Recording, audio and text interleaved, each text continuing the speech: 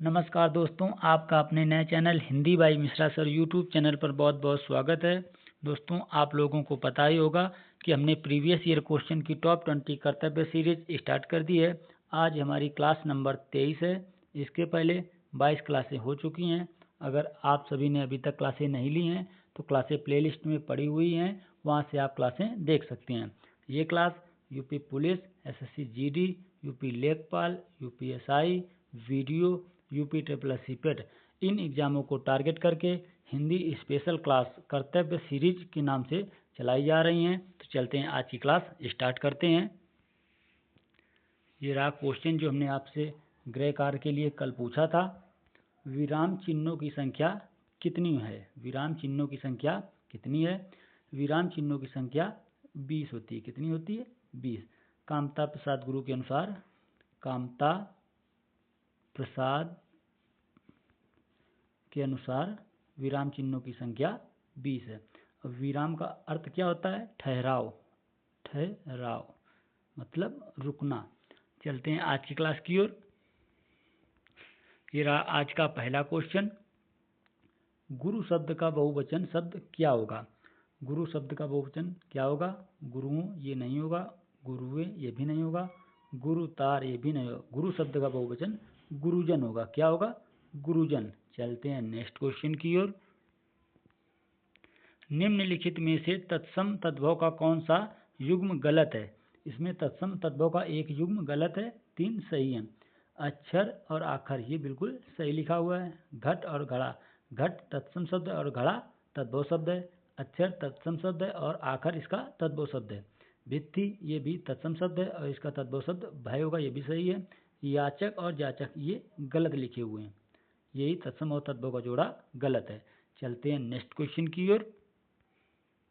घूमने फिरने वाला साधु वाक्यांश के लिए एक शब्द क्या होगा? घूमने फिरने वाला साधु वाक्यांश के लिए एक शब्द क्या होगा? परिवारजक। इसे परिवारजक बोलते हैं। क्या बोलते हैं? परिवारजक। चलते हैं नेक्स्ट क्वेश्चन की ओर। तू, तुम और तेरा आदि हिंदी में कौन से पुरुषवाचक सर्वनाम हैं? ये कौन से पुरुषवाचक सर्वनाम है? ये मध्यम पुरुषवाचक सर्वनाम है। कौन से सर्वनाम है? मध्यम पुरुषवाचक सर्वनाम। और उत्तम पुरुषवाचक में मैं और हम आ जाते हैं। मैं और हम। अन्य पुरुष में ये और वे। पुरुषवाचक सर्वनाम के भेद 6 भेद होते हैं और उसकी कुल संख्या 11 होती है। और पुरुषवाचक सर्वनाम 3 प्रकार के होते हैं, उत्तम पुरुष, मध्यम पुरुष और अन्य पुरुष। चलते हैं नेक्स्ट क्वेश्चन की ओर। मुझसे पत्र लिखा गया वाक्य में कौन सा वाच्य होगा? मुझसे पत्र लिखा गया, इसमें कौन सा वाच्य है? इसमें कर्मवाच्य है। कैसा वाच्य है? ये कर्मवाच्य। वाच्य 3 प्रकार के होते हैं, कर्मवाच्य, कृतवाच्य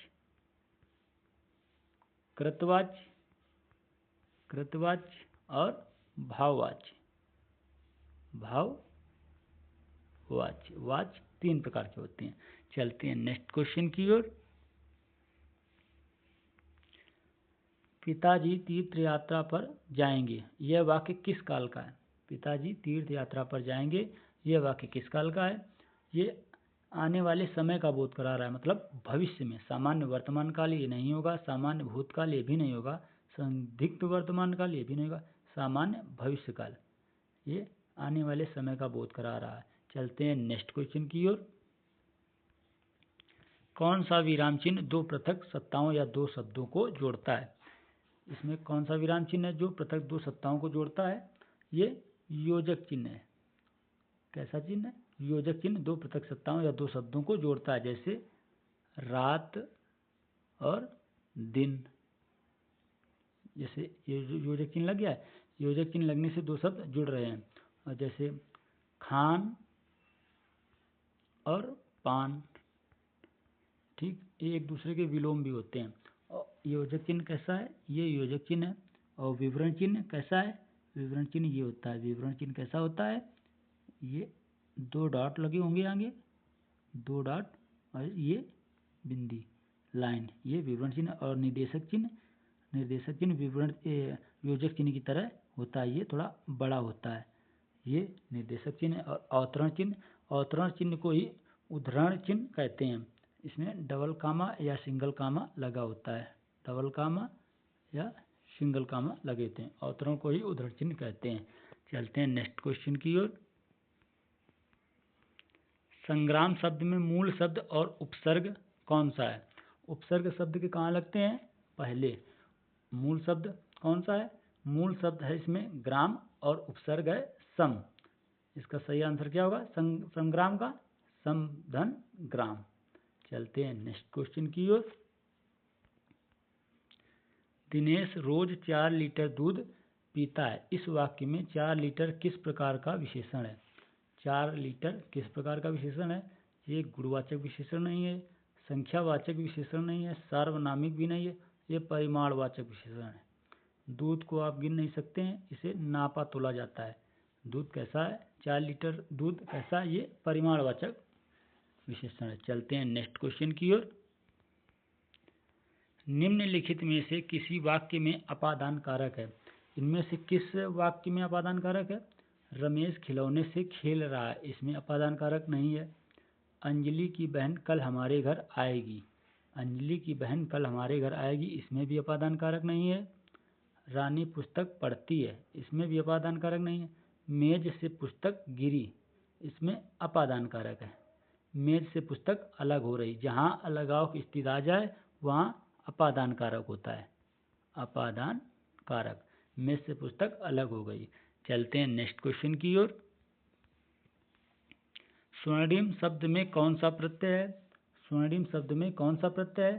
स्वर्णिम में इम प्रत्यय है। कौन सा प्रत्यय है? इम प्रत्यय। चलते हैं नेक्स्ट क्वेश्चन की ओर। घाव पर नमक छिड़कना मुहावरे का अर्थ क्या होगा? इसका सही अर्थ क्या होगा? किसी का मजाक उड़ाना, ये नहीं होगा। पुरानी बातें दोहराना, ये भी नहीं होगा। घाव पर नमक लगाना, ये भी नहीं होगा। इसका सही आंसर क्या होगा?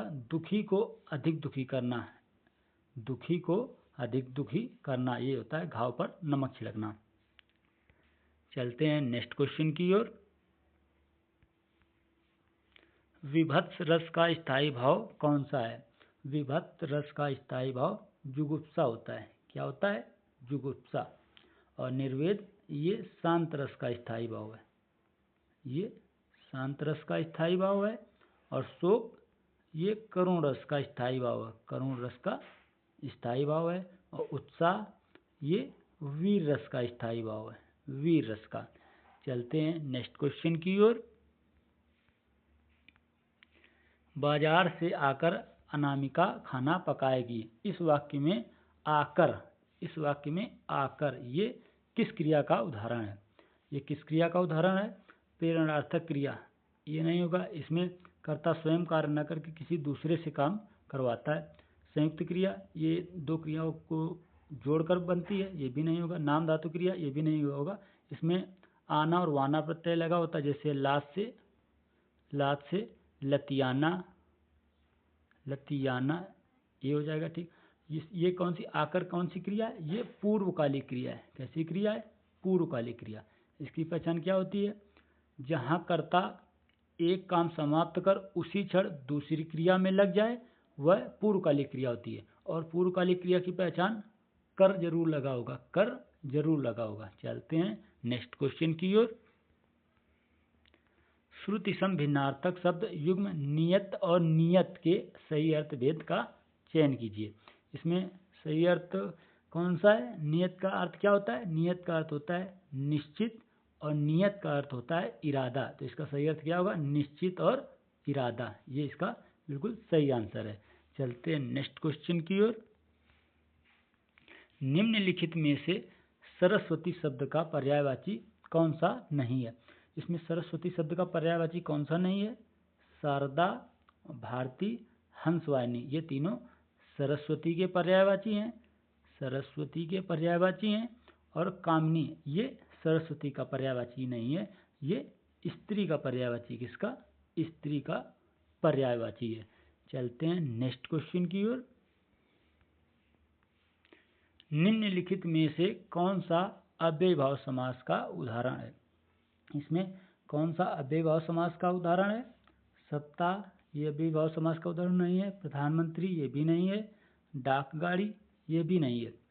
भरपूर, ये अव्ययीभाव समास का उदाहरण है। अव्ययीभाव समास की पहचान क्या होती है? इसमें उपसर्ग लगे होते हैं, उपसर्ग लगे होते हैं, जैसे आ, अनु, भर, यथा, ये सब इसमें लगे होते हैं। और अव्ययीभाव समास में पूर्व पद अव्यय होता है। चलते हैं नेक्स्ट क्वेश्चन की ओर। लघुत्सव शब्द का संधि विच्छेद क्या होगा? लघुत्सव शब्द का संधि विच्छेद क्या होगा? इसका संधि विच्छेद करने पे क्या होगा? लघुधन उत्सव। लघुधन उत्सव बराबर लघुत्सव। लघुत्सव, ये कौन सी संधि है? ये दीर्घ संधि। कैसी संधि है? दीर्घ संधि है। इसका संधि विच्छेद क्या हुआ? लघुधन उत्सव बराबर लघुत्सव। चलते हैं नेक्स्ट क्वेश्चन की ओर। कामसूत्र निम्नलिखित में से किसकी रचना है? कामसूत्र निम्नलिखित में किसकी रचना है? ये वात्स्यायन की रचना है। किसकी रचना है? वात्स्यायन की रचना है। और सूरदास की कौन कौन सी रचना है? सूर सारावली,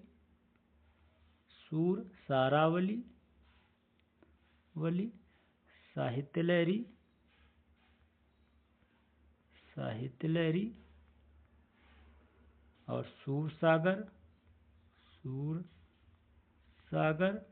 ये इनकी सूरदास की रचना है। और कबीरदास की बीजक, ये कबीरदास की रचना है।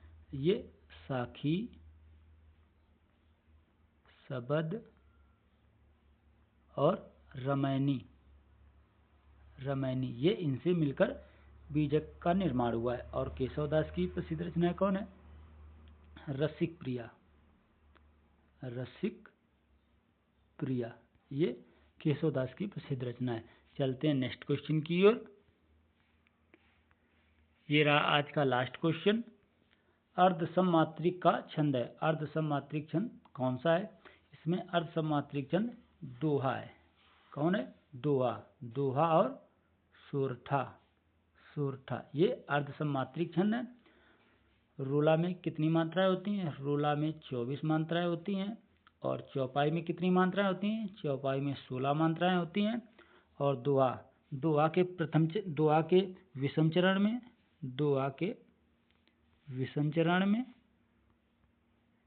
विषम चरणों में 13 मात्राएं होती हैं। और सम चरणों में 11 मात्राएं होती हैं। दोहा का ठीक विपरीत सोरठा होता है। चलते हैं आज के गृह कार्य की ओर। ये रहा आज का गृह कार्य। कमल शब्द का पर्यायवाची होगा। इसमें कमल शब्द का कौन सा पर्यायवाची है?